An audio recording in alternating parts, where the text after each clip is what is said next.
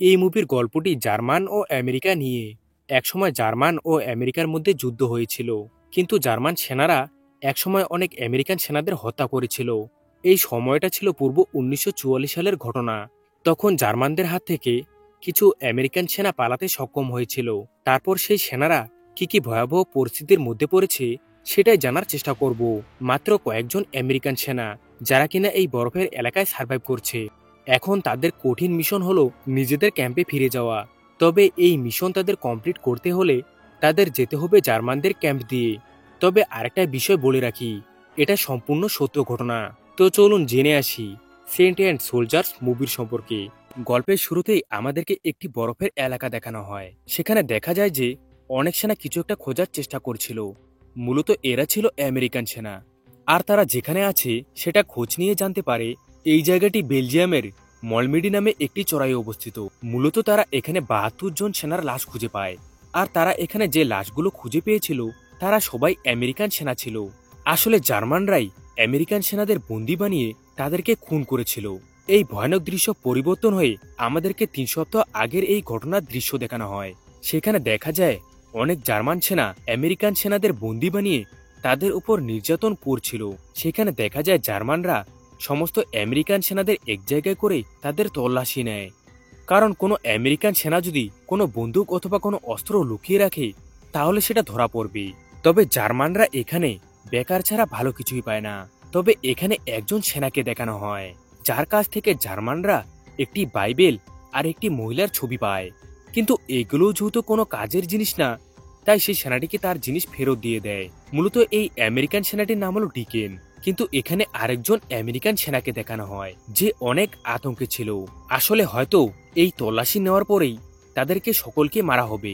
এই ভয়ে এখান থেকে আমেরিকান সেনাটি পালানোর চেষ্টাও করেছিল। তাই বাধ্য হয়ে একজন জার্মান সেনা তার উপর গুলি করে, যে কারণে এখানে বড় গন্ডগোল লেগে যায়। তবে একজন আমেরিকান সেনাকে মারার পর অন্যান্য আমেরিকান সৈন্যরাও চিল্লাচিল্লি শুরু করে দেয়। কিন্তু জার্মানরা প্রথমে তাদেরকে শান্ত হতে বলেছিল। তবে যেহেতু সমস্ত আমেরিকান সেনা জেনে ফেলেছে যে তাদেরকে একটু পরে মেরে ফেলা হবে, তাই তারা এখানে জার্মানদের উপর ধাক্কাধাক্কি শুরু করে দেয়, যে কারণে বাধ্য হয়ে জার্মানরা তাদের উপর গুলি করে। এখানে অনেক সেনাই মারা যায়। একটু পরে একজন জার্মান সেনা দুইজন আমেরিকান সেনাকে একটি গাছের ডালে লুকিয়ে থাকতে দেখে। তবে লুকিয়ে থাকা একজন আমেরিকান সেনা নিজে থেকে জার্মান সেনাটিকে ধরা দেয়, কিন্তু তার উপর যাতে কোনো গুলি চালানো না হয়। কিন্তু জার্মান সেনাটি তার কথা না মেনেই তাকে গুলি করে মেরে ফেলে। কিন্তু এখানে ডিকেন এসে সেই জার্মানিজের হাত থেকে বন্দুকটি ছিনিয়ে নেয়। এই সময় লুকিয়ে থাকা আরেকজন আমেরিকান সেনা এসে বলে এই জার্মানিজকে যাতে এখনই গুলি করে। মূলত এই সেনাটির নাম হলো স্টিভেন। তবে কিছুক্ষণ ধরেই ডিকেন জার্মান সেনাটির উপর নিশানা করলেও তার উপর গুলি করে না। আর এই সুযোগেই জার্মান সেনাটি এখান থেকে পালিয়ে যায়। এটা দেখে স্টিভেন পুরাই হতবাক হয়ে যায়। মাত্র কিছুক্ষণ আগেই যে জার্মানরাই তাদের সৈন্যদেরকে মারল, কিন্তু ডিকেন এই কাজটা মোটেও ভালো করেনি। তাই বন্দুকটি নিয়ে তারা ঝগড়া শুরু করে দেয়। কিন্তু এই সময় আবার পিছন থেকে একজন আমেরিকান সেনা তাদেরকে ইশারা করে। মূলত এই সেনাটির নাম হলো গর্ডেন। অন্যদিকে আমাদেরকে দেখানো হয় যেখানে আমেরিকান সেনাদের গুলি করে মেরেছিল সেখানে কয়েকজন জার্মান সেনা তল্লাশি নেয়। কারণ জার্মানদের মনে হয়েছিল যে কোনো আমেরিকান সেনা মরার ভান করে শুয়েও থাকতে পারে। তবে তারা এখানে জীবিত মানুষকে পায় না। তবে অবাক করার মতো ব্যাপার হলো এই লাশের ভিড়ে একজন জীবিত মানুষ ছিল। সে একটি লাশের নিচে মরার ভান করে শুয়েছিল। তবে ভাগ্য ভালো যে জার্মানদের সেটা চোখে পড়েনি। মূলত এই সেনাটির নাম হলো ক্যান্ড্রিক। অন্যদিকে দেখা যায় গর্ডেন, স্টিভেন ও ডিকেন তারা জার্মান সেনার ভয়ে লুকিয়ে বেড়াচ্ছে। তখন এই জায়গায় ক্যান্ড্রিকও এসে পড়ে এবং চারজন একসাথে হয়ে তারা কিছুটা খুশি হয়। তবে ব্যাপার হলো তাদের এখন একটি বন্দুকও আছে। তবে গুলি ছিল মোট 4টি। এই বন্দুক পেয়ে তারা কিছুটা হলেও সাহস পায়। তবে তারা এই জায়গা ছেড়ে এগিয়ে যেতে থাকে। আর সবার প্রথমে ছিল ডিকেন। আর ডিকেনের পিছু করে তারাও এগিয়ে আসছে, কারণ ডিকেনের কাছেই বন্দুকটি ছিল। তবে তারা খুব সাবধানতার সাথে চলতে থাকে, কারণ এটা ছিল জার্মানদের এলাকা। যে কোনো সময় যে কোনো পরিস্থিতিতেই তাদের দেখে ফেলতে পারে। তবে কিছু সময় পরে তারা সেই জায়গায় এসে পৌঁছায় যেখানে লাশের উপর লাশ পড়ে আছে। মূলত তারা এখানে এই জন্য এসেছে কারণ বেঁচে থাকার জন্য খাদ্য আর অস্ত্রেরও প্রয়োজন। এই জন্য গর্ডেন ডিকেনকে পাহারা দিতে বলে। ততক্ষণ অবধি গর্ডেন, স্টিভেন ও ক্যান্ড্রিক কিছু জিনিস পায় কিনা। আসলে গর্ডেন মূলত এদের মধ্যে কিছুটা উঁচু অবস্থানে ছিল, মানে সেনাদের মধ্যে একটু উঁচু অবস্থানে ছিল। কিন্তু এদিকে ডিকেন পাহারা দিতে দিতে একটি পুতুল সে নিচে পড়ে থাকতে দেখে। পুতুলটিকে দেখে ডিকেন অদ্ভুত অনুভব করে, কিন্তু এই পুতুলটিকে দেখে তার অদ্ভুত হওয়ার কারণ কি সেটা আমরা একটু পরেই জানতে পারবো। তারপর আমাদেরকে 1 ঘন্টা পরের দৃশ্য দেখানো হয়। গর্ডন, স্টিভেন ও কেন্ড্রিক তারা এখানে কিছু জিনিস পেলেও সেগুলো খুব কাজের জিনিস ছিল না। তখন স্টিভেন ও কেন্ড্রিক গর্ডনকে বলে ডিকেনকে বন্দুকটি দেওয়া হয়তো তার ঠিক হয়নি, কারণ ডিকেনকে দেখলে বোঝা যায় তার মন মানসিকতা ভালো নেই, সব সময় গম্ভীর ভাবে থাকে। কিন্তু গর্ডন এইসব কিছুই ভাবে না, কারণ ডিকেন তার জীবন অনেকবার বাঁচিয়েছে। এই জন্য গর্ডন তাদেরকে বলে, তোমরা যাকে সন্দেহ করছো আসলে তো তার কাছ থেকে বন্দুকটি উদ্ধার হয়েছে। ঠিক এই সময় এখানে ডিকেন এসে পড়ে, আর ডিকেন তাদের একটি জায়গায় নিয়ে আসে। এখানে কিছুক্ষণ তারা বিশ্রাম নিতে পারবে, তবে আবারও ডিকেনকে বাইরে পাহারা থাকতে বলে। ততক্ষণ আমরা ভিতরে আগুন জ্বালানোর চেষ্টা করছি, কিন্তু স্টিভেন লক্ষ্য করে তারা যেখানে আছে তার নিচে আরও একটি কামরা রয়েছে। তবে তারা এখানে আবারও গর্ডনকে বলে সে ডিকেনকে কিভাবে চিনে। তখন গর্ডন ডিকেনের সম্পর্কে সব কথা বলতে থাকে। মূলত ডিকেন অনেকটাই ধার্মিক স্বভাবের মানুষ, সে কোনো নেশা করে না। মূলত ডিকেন অ্যারিজোনা নামে কোনো একটি এলাকা থেকে এসেছে, তবে ডিকেনের একটি ভালো দিক হলো সে খুব ভালো নিশানা করতে পারে। ডিকেনকে আমি আর্মিতে চাকরি নেওয়ার পর থেকেই জানি। আসলে আর্মিতে যোগ দেওয়ার পর ডিকেনকে আমি সবথেকে কাছের বন্ধু ভাবি। তবে অন্যদিকে দেখা যায় ডিকেন পাহারা দেওয়ার সময় অনেক ক্লান্ত হয়ে পড়ে, কিন্তু যখন সে দূরে বন্দুক নিশানা করে তখন ডিকেন একজন মহিলা আর একটি বাচ্চাকে দেখতে পায়। কিন্তু এখানে তো কোনো মহিলা আর কোনো বাচ্চাই ছিল না। ডিকেন যা কিছু দেখছিল সেটা সম্পূর্ণ ভুল।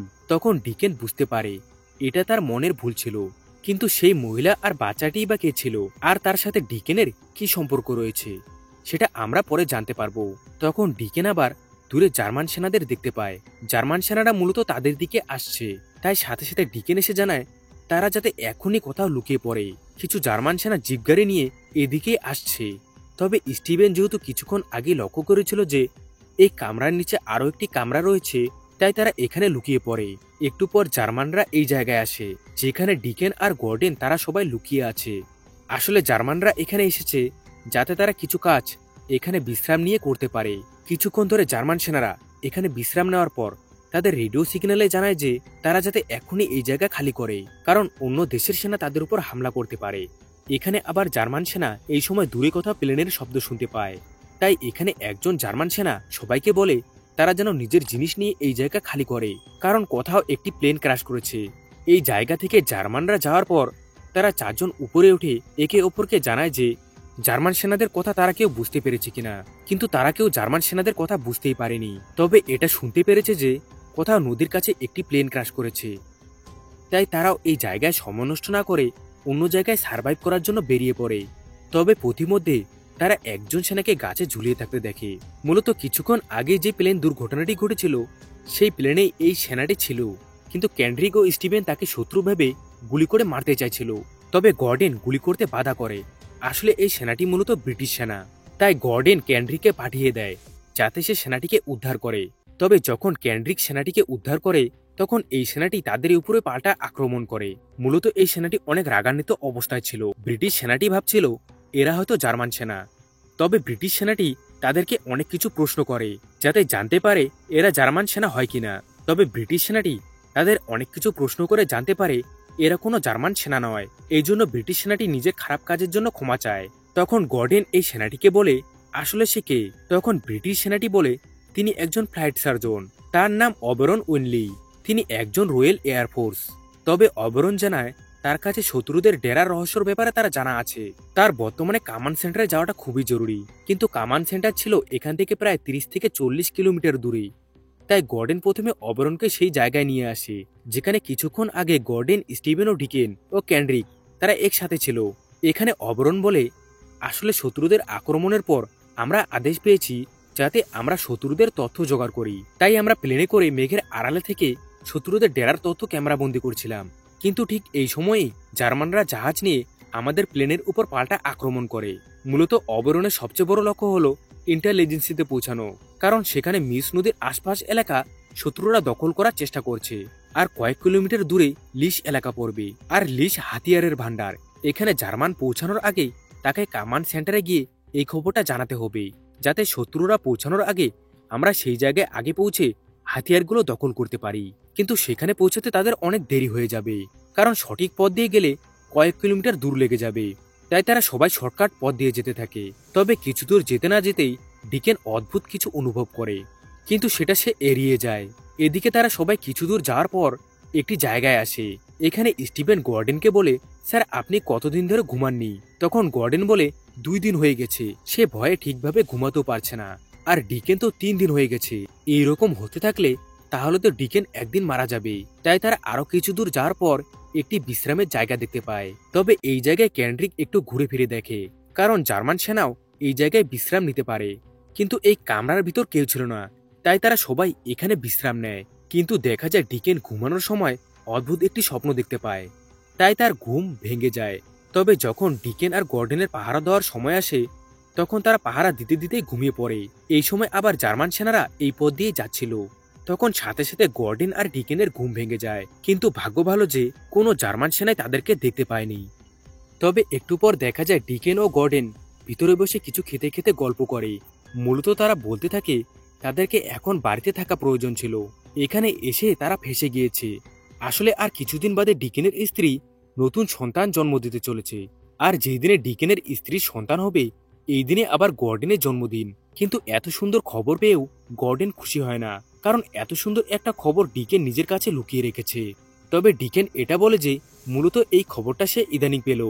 এটা শুনে গর্ডেন খুব খুশি হয়। এখানে কিছুক্ষণ বিশ্রাম নেওয়ার পর তারপর তারা আবারও বেরিয়ে পড়ে। বরফের এলাকা দিয়ে যাওয়ার সময় তারা সবাই খুব সাবধান ছিল। কিন্তু কিছুটা এগোনোর পর তারা সবাই আবারও একটি জায়গায় এসে বিশ্রাম নেয়। মূলত তারা বর্তমানে কতদূর পর্যন্ত এগিয়েছে সেটা জানতে চাইছিল। তবে আবার এখানে তারা একে অপরের ব্যাপারে জিজ্ঞেস করে। আসলে নিজেরা একে অপরকে ভরসা জাগানোর জন্যই একে অন্যের ব্যাপারে জানতে চাইছিল। তবে এখান থেকে আবারও কিছু দূর এগোনোর পর ডিকেন অদ্ভুত কিছু অনুভব করে। ডিকেন দেখে যে আশপাশ দিয়ে কিছু লোক ছুটোছুটি করছে। তাই ডিকেন তাদেরকে লুকাতে বলে, কিন্তু স্টিভেন গর্ডেনরা এখানে কিছুই দেখতে পায় না। তারপর ডিকেন চোখের সামনে সেই মহিলা আর বাচ্চাটিকে দেখতে পায়। এরপর ডিকেন পুরো মানসিক যন্ত্রণা পেতে শুরু করে।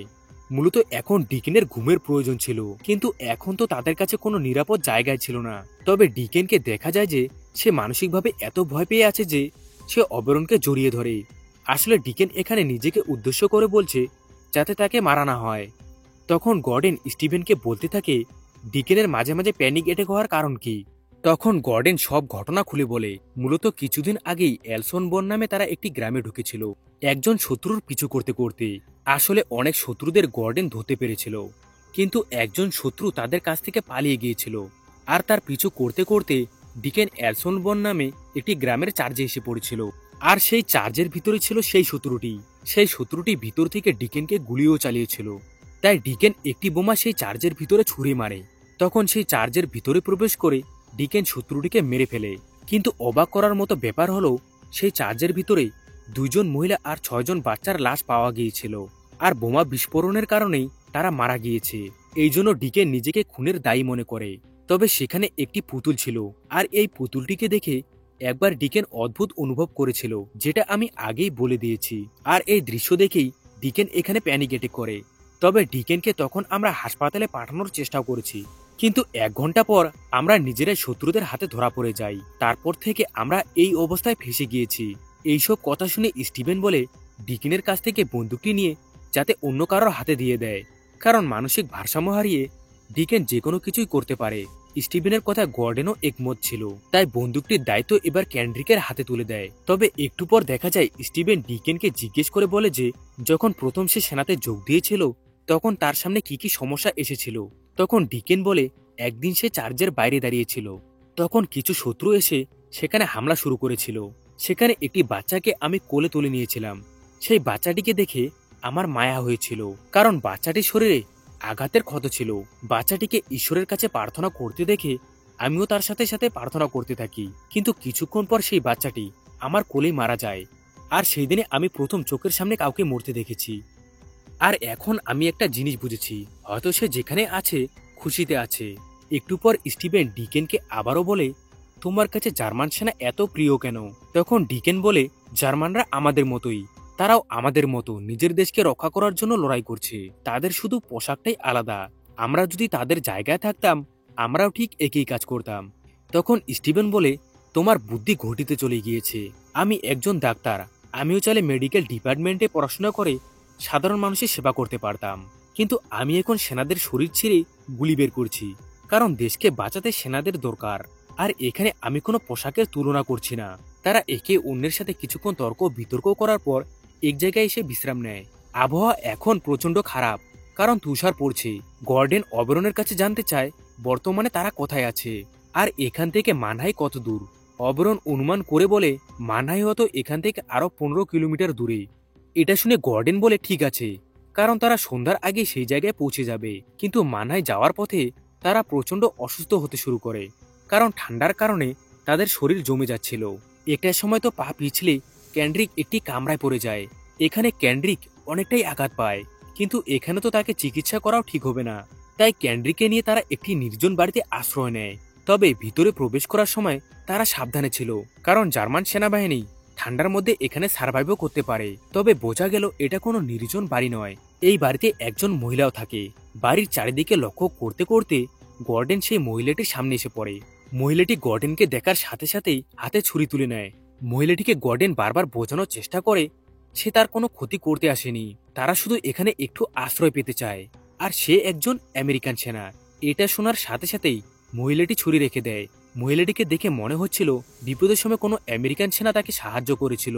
এদিকে মহিলাটিকে তাদের সবার সাথে পরিচয় করিয়ে দেয়। আসলে তারা সবাই আমেরিকান সৈন্য, শুধু অবরণ হলো ব্রিটিশ সৈন্য। আসলে এই মহিলাটির নাম হলো ক্যাথরিন।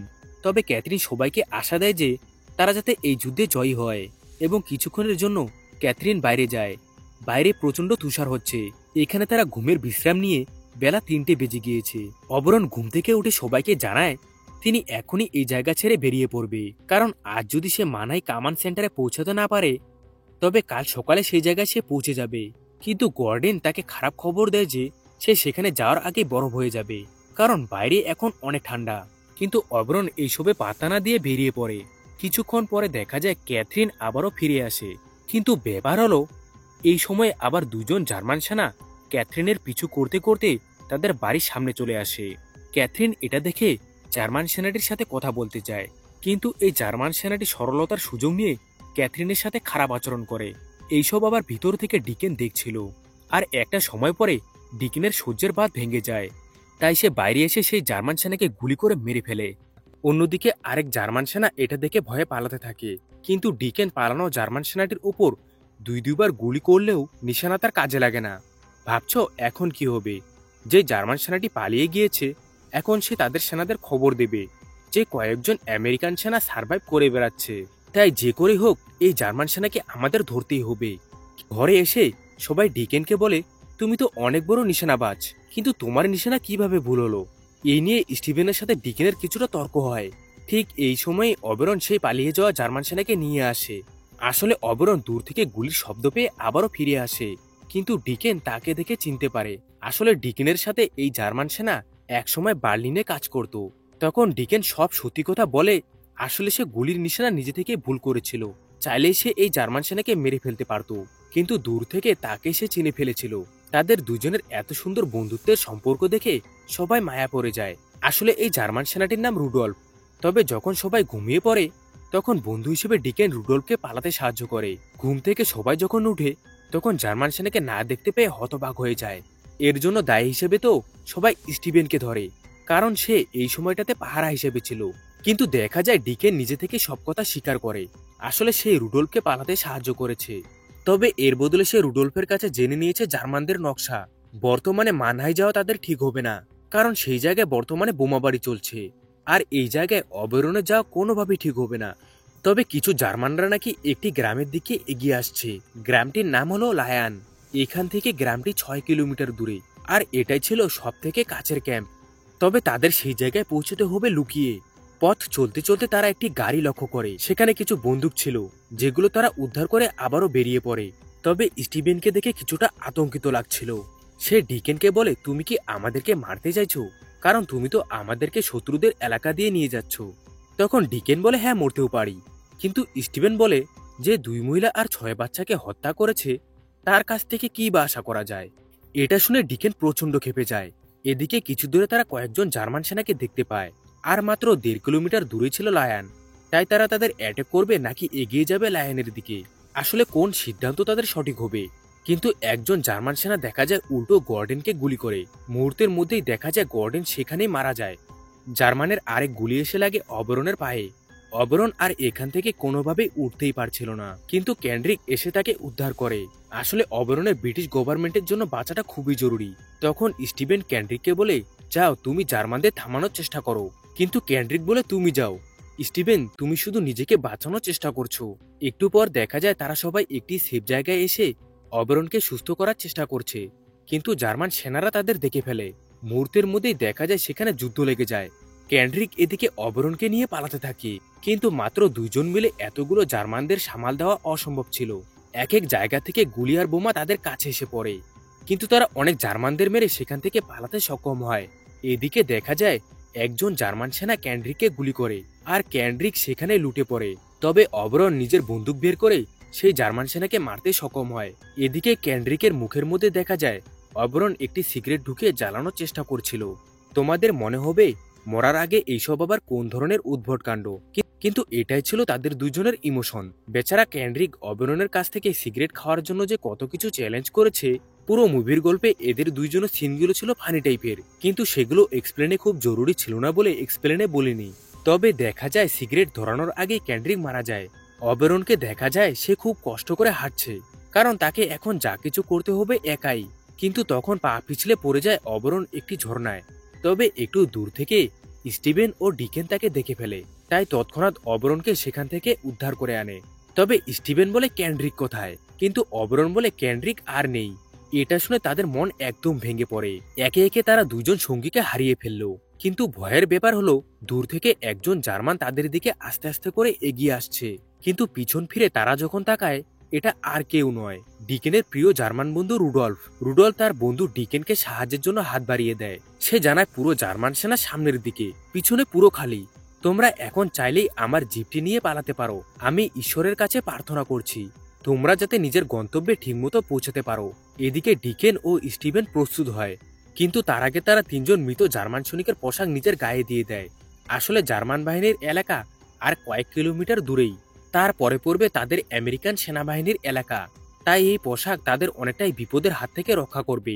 তখন তারা বেরিয়ে পড়ে, কিন্তু যখন তারা জার্মান সেনার ডেরার সামনে চলে আসে তখন নিজেদের বন্দুকগুলো লুকিয়ে রাখে, কারণ চালাকি ছাড়া এখানে অন্য কিছুই কাজে আসবে না। একটু পরে যখন তারা জার্মানদের ডেরায় চলে আসে তখন একজন জার্মান সেনাকে ডিকেন বলে, এখান থেকে ফিল্ড হাসপাতালটি কোথায় আছে। এটা শুনে জার্মান সেনাটি তাদের রাস্তা দেখিয়ে দেয়, কিন্তু ডিকেনরা যাচ্ছিল উল্টো রাস্তা দিয়ে, তাই সাথে সাথে তারা হামলার খপ্পরে পড়ে। জার্মানরা বুঝে যায় এরা আমেরিকান সৈন্য, তাই তাদের গাড়ির মধ্যেই আন্ধাধুন গুলি করতে থাকে। ডিকেনের পিছু তারা কোনোভাবেই ছাড়ছে না।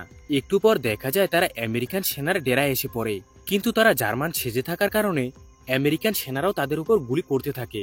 তবে যখন দেখে পিছন থেকে জার্মানরা তাদের হামলা করার জন্য এগিয়ে আসছে তখন বুঝে ফেলে এরা তাদের আমেরিকান সেনা। তাই এবার আমেরিকান সৈন্যরা ডিকেনদের ছেড়ে জার্মানদের উপর হামলা করতে থাকে। একে একে গুলির আঘাতে জার্মানরা লুটে পড়ছে, কারণ এটা জার্মানদের এলাকা নয়। তাই এখান থেকে জার্মানদের ফিরে যাওয়াটাই বুদ্ধিমানের কাজ হবে।